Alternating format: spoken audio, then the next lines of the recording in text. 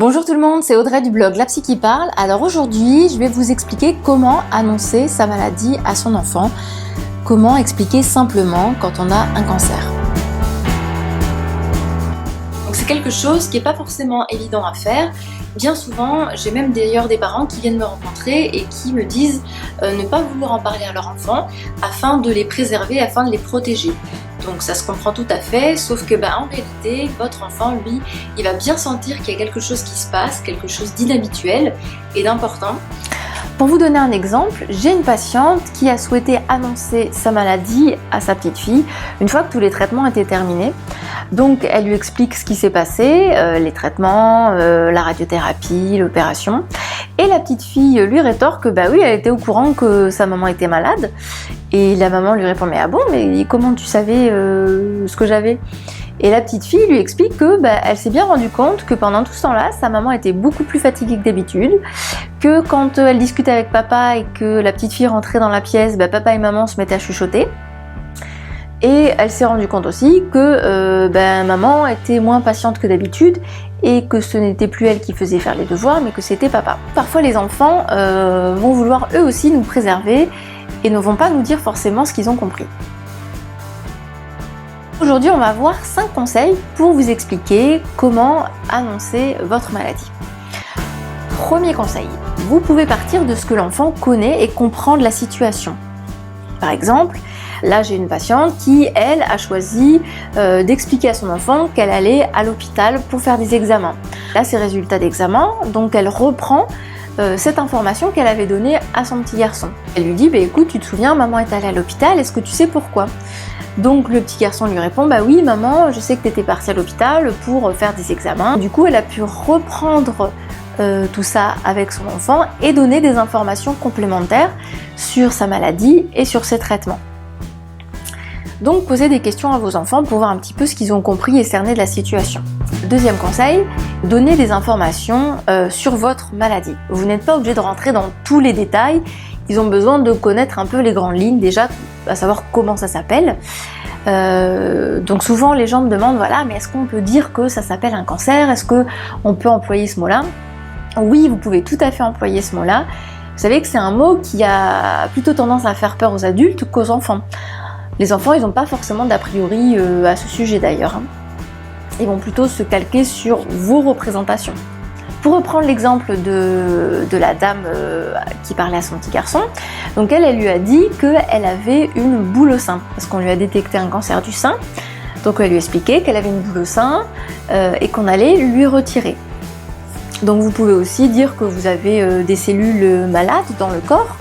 Vous pouvez employer des termes plus complexes si vous jugez que votre enfant est en mesure de les comprendre.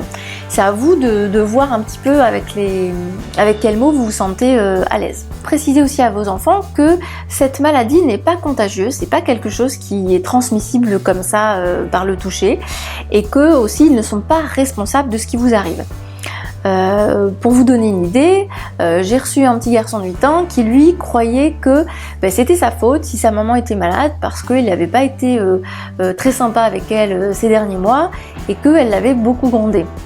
Donc évidemment j'ai déculpabilisé cet enfant en lui expliquant que c'était absolument pas de sa faute, mais voyez que les enfants, même s'ils ne vous le disent pas, ils vont se faire des idées par rapport à ce qui vous arrive. Troisième conseil, parlez-leur des traitements que vous allez recevoir.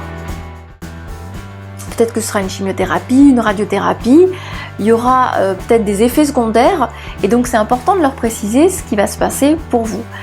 Si vous avez une chimiothérapie qui fait perdre les cheveux, vous pouvez tout à fait leur expliquer que après un certain nombre de séances, vous allez perdre vos cheveux, que ce sera à cause du traitement, pas à cause de la maladie, et que vos cheveux vont repousser une fois que tous les traitements seront terminés. Vous pouvez aussi leur dire que vous allez être fatigué, que vous allez être peut-être moins patient ou patiente que d'habitude.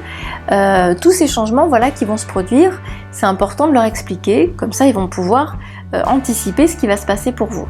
L'enfant, il a aussi besoin de savoir ce qui va se passer pour lui, c'est-à-dire qu'est-ce qui va changer dans son quotidien.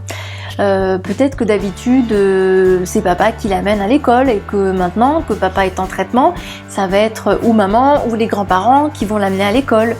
Voyez tous ces changements qui vont se produire dans sa vie et dans son quotidien. 4e conseil, parlez-leur de ce que vous ressentez. Peut-être que vous vous sentez triste, peut-être que vous vous sentez en colère, peut-être que vous avez peur. En tout cas, dites-leur ce qui se passe au fond de vous, parce que vos enfants, ils vont bien voir que vous vous sentez pas bien, ne serait-ce qu'avec vos expressions du visage. On le voit hein, quand quelqu'un est triste, hein, on sait le détecter. Donc eux aussi, ils ont cette capacité-là de le voir.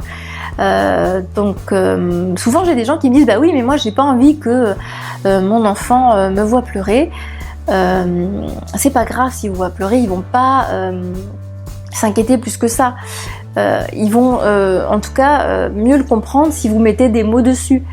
Si vous êtes en train de pleurer, n'hésitez pas à dire ben voilà, là je suis triste parce que je m'inquiète, je vais avoir des traitements, je vais être peut-être fatiguée et c'est tout ça qui m'inquiète.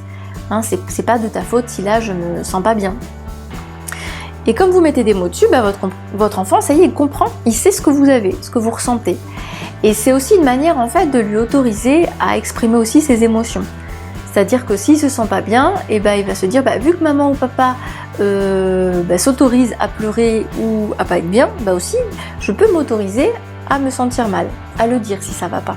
Et 5e conseil, n'hésitez pas à leur dire que vous êtes disponible s'ils ont des questions à vous poser. Peut-être qu'ils vont pas vous en poser sur le moment, mais que après, quand vous allez commencer les traitements ou plus tard, ils aimeront discuter avec vous de ce qui se passe pour vous. Et si jamais vous ne vous sentez pas apte à les écouter, n'hésitez pas à dire que y a peut-être un parent ou un membre de la famille qui sera disposé à les écouter s'ils ont besoin de parler, ou bien un professionnel de santé.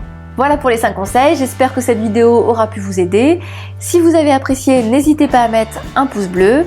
Et si vous pensez que cette vidéo peut aider d'autres personnes, n'hésitez pas à partager. Je vous dis à très bientôt.